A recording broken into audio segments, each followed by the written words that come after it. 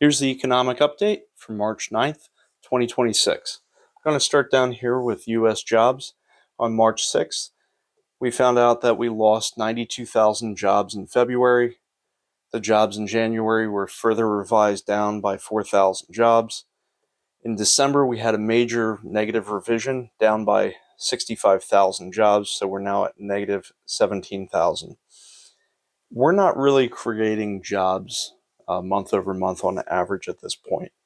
And if we look at the major revisions that we had last month, we thought we created 584,000 jobs, but in reality, it was only about 181,000 jobs. So that only comes out to about 15,000 jobs per month. And this has been going on year after year for the last several years, and it's now becoming negative. That's generally indicating the onset of a recession. We'll see how this goes. We are now at 4.4% unemployment, and there's about 7.6 million people that are unemployed. When we look at February 5th, we have our JOLTS report. There were 6.5 million jobs that were open and available. So if you take the 6.5 million open jobs and the 7.6 million people looking for jobs, that means there's about 1.2 people for every job that's open. So that's not a good sign if you're looking for a job. We also found that year over year, there's about 966,000 jobs less than what we had a year prior. Looking at business, February 26th, the CEO survey came out. Do realize that a lot of this was, collected data the first couple of weeks of February. Their top concerns at that point in time were AI and geopolitical risks plus cybersecurity. Immediately after that survey came out, basically we are now in a conflict with Iran, as well as Iran has struck, I think, 13 other countries near them. And then in addition to that, there's Israel and the United States that are in direct conflict with Iran. So the good news in this survey, 39% believe that economic conditions are better than they were 6 months ago. And if you look at the past quarter, it was 20%. So 20 to 39% is a significant jump. 43% CEOs expect conditions to further improve over the next 6 months. Again, this is up from the prior quarter, which was only 24%. Here, it's kind of stalled for hiring. 31% believe that they're going to increase and hire, and 27% are expecting to lay off or reduce their staff. Another significant increase here is 35% believe that they are going to increase capital spending, and this is up from 22% the prior quarter. If we want to talk about geopolitical risks, well, some of this was realized. So we have the conflict in Iran, and basically the US and Israel struck Iran and took out some of the leadership in that country. They then responded. Iran then blocked the Strait of Hormuz. Why is this important? Well, the Strait of Hormuz is about 20 to 25% of the world's oil supply. So all these Gulf states can't move, millions of barrels of oil through there if the ships get attacked, and some of those shipping lanes were being attacked by Iran. Basically a way to strike back at the United States and other countries. Basically the price of everything goes up. And if you blockade the oil, other countries will start putting pressure on the United States to open that shipping lane, either by ending the war or doing what is deemed necessary to open up that lane. Most of the Iranian warships that were in the Strait of Hormuz have been sunk. You can use drones or fast-moving boats. So these are slow oil tankers which are carrying a lot of flammable materials. So what you're going to see is a sharp increase in gas, jet fuel, and diesel. Diesel is the most important one here because ships use diesels, trains use diesels, and the trucking industry all use diesel. When diesel prices go up, the cost of shipping goods and materials around the world go up, and then pretty much everything that you buy at a store had to be shipped from somewhere to where you wanted to buy it. Eventually, it's going to trickle down to the consumer. The price of gas you're going to see immediately. The price of diesel will start to show up as prices go up for things on the shelves. The other thing that happened was recently the oil fields were also set on fire, so that's less oil production, so that drives up prices. So a barrel of oil went from $55 a few weeks ago to it peaked around $115, $119 per barrel. So that's pretty much, doubling the price of fuel. So just imagine the cost of the gas when you fill it up doubles. It's not there quite yet because there's taxes and things, and the taxes don't double, and most of your fuel is actually taxes in your state. Then the G7 and Trump and a few other people spoke and said that they would open up some of the strategic reserves from the G7 and that the war was almost over. Trump said that it's almost completed, and when he was pressed further, he said it would be over in a couple of weeks. So that's why oil kind of went back down to $90 or sub $90 per barrel. So if this drags on for a long period of time, the price could spike up again. This is going to impact inflation. We'll talk about that next, but I would expect uh, basically these numbers are going to start climbing if this continues for, a month, a couple of months. That's just basically what happens. Your price of your inputs and shipping go up.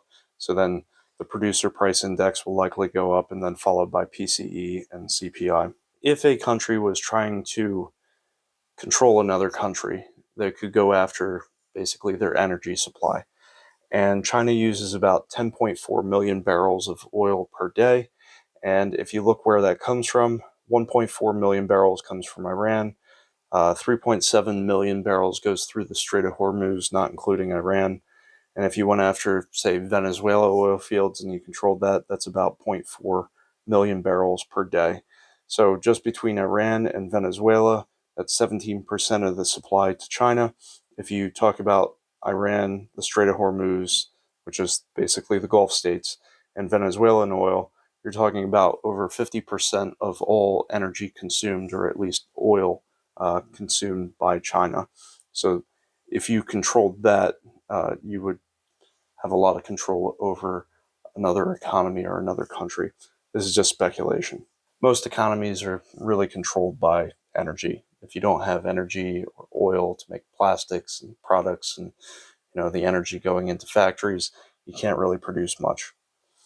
I do expect that Russia will begin to sell more and more oil and energy products to China to fill the gap uh, while some of these are blockaded. Speaking about inflation, February 20th, we had our personal consumption expenditures. They're at 2.9%. They're kind of like bouncing around. It's not making a huge move. And PCE core, this is minus food and energy, that's at 3%. On February 13th, we had our consumer price index. That's at 2.4%. This is down. And our consumer price index core minus food and energy was at 2.5%. This is also down. February 27th, we had our producer price index. That was at 2.9%, down slightly from last month, but overall it's been going up. And our PPI core minus food and energy, this is at 3.4%, slightly down from the 3.5% last month, but overall it's been going in the upward direction. On February 19th, we got a snapshot of real estate. So we got pending home sales. They're down 0.4% year over year, even though interest rates have dropped to about 6% roughly. And that means another 5.5 million households could afford a home if they chose to go out and buy one. But still, pending home sales are going down. When we look at the consumer, we look at personal disposable income, and we're at about 75.7 billion. Personal consumption expenditures, we're at 91 billion, mostly in services, housing, utilities, more so than goods. And do note that on February 20th, tariffs were made illegal for the majority of tariffs. However, there's a move to have 15% tariffs for 150 days. This is most likely going to be deemed illegal, but it'll stay in place until there's lawsuits involved. So I might hold off on buying a car for maybe another 150 days. When we look at personal savings rate, this keeps dropping. It's at 3.6%. When we look at household debt, fourth quarter 2025, there was approximately $44 billion of increased credit card debt over the 3 months. So it's about $15 billion a month is being added in basically credit card debt, where they're not going to be paying that off.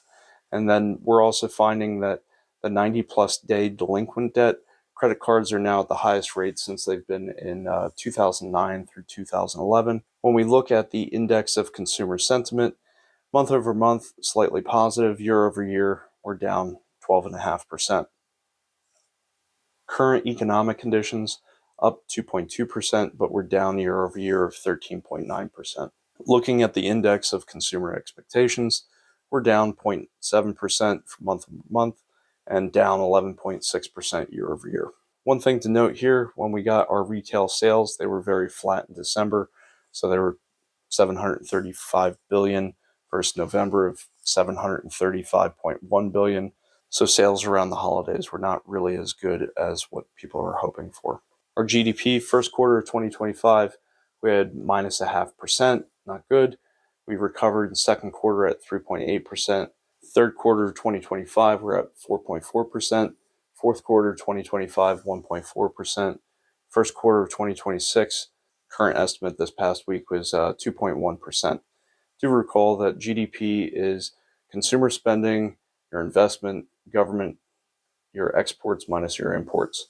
So consumer spending drives the majority of our economy. As long as people keep spending, it does pretty well. Usually it's about 2/3, like 60-70% of the economy comes from consumer spending.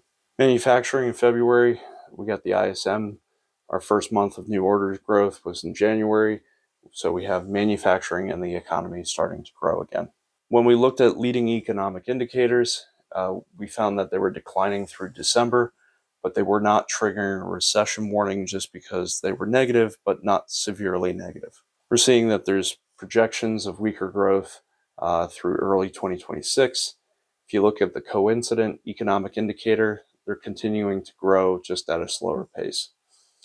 We're finding that the negativity is coming from consumer expectations of business conditions and ISM new orders over the past 6 months. Well, thank you for watching. If you've enjoyed this content, please subscribe. I cover a lot of financial topics such as how to make more money, how to save, and how to invest. Thank you for watching. Please subscribe and have a great day.